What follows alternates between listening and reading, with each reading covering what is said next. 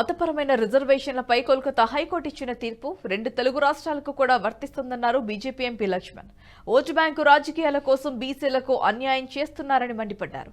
BC హక్కులను కాలరాసే విధంగా Congress party వ్యవహరిస్తోందని ధ్వజమెత్తారు లక్ష్మణ్.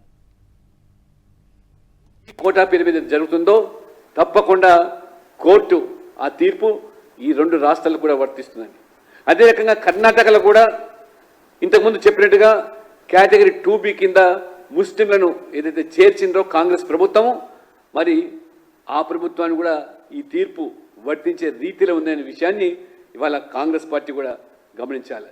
ఈ రకంగా మరి బీసీల యొక్క మరి హక్కులను కాలేసే విధంగా, బీసీలను అణిచివేసే విధంగా నేను పలుసార్లు చెప్పాను. తెలంగాణలో ఈ యొక్క బీసీఈ పేరు మీద 4% అదనంగా ముస్లింలకు ఇవ్వడం వల్ల ఏ రకంగా బీసీలకు అన్యాయం జరుగుతున్నదో అనేక పర్యాలు గ్రేటర్ హైదరాబాద్ మున్సిపల్ కార్పొరేషన్ యొక్క ఉదంతాన్ని కూడా నేను ప్రస్తావించాను.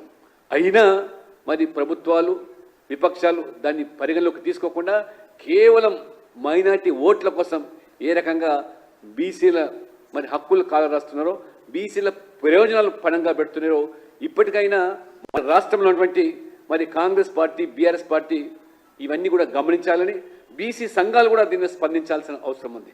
లేనట్టయితే ఏ బీసీల కోసమైతే, ఏ బీసీల ప్రయోజనాల కోసమైతే ఇవాళ మనం పనిచేస్తున్నామో, మీరు ఈ యొక్క కోర్టు తీర్పును స్వాగతించడమే కాకుండా దానికి పూనుకున్నటువంటి మమతా బెనర్జీ కానివ్వండి, కాంగ్రెస్ పార్టీ కానివ్వండి, లేదా ఈ ఓటు బ్యాంకు రాజకీయాలకు పాల్పడుతున్నటువంటి వాళ్ళ నైజం ఇవాళ మరి బట్టబయలైంది. కాబట్టి బీసీ సంఘాలు కూడా దీని మీద తీవ్రంగా పరిగణలోకి తీసుకోవాలి. ఈ వీడియో మీకు నచ్చినట్టయితే లైక్ చేయండి, 10 మందికి షేర్ చేయండి. అలాగే కామెంట్ల రూపంలో మీ అభిప్రాయాలను మాతో పంచుకోండి. Nationalist hub group of channels ను సబ్స్క్రైబ్ చేసుకుని తెలుగునాట జాతీయవాద జర్నలిజాన్ని ప్రోత్సహించండి. ఈ వీడియో కింద ఉన్న బెల్ ఐకాన్ పై క్లిక్ చేయడం మర్చిపోవద్దు.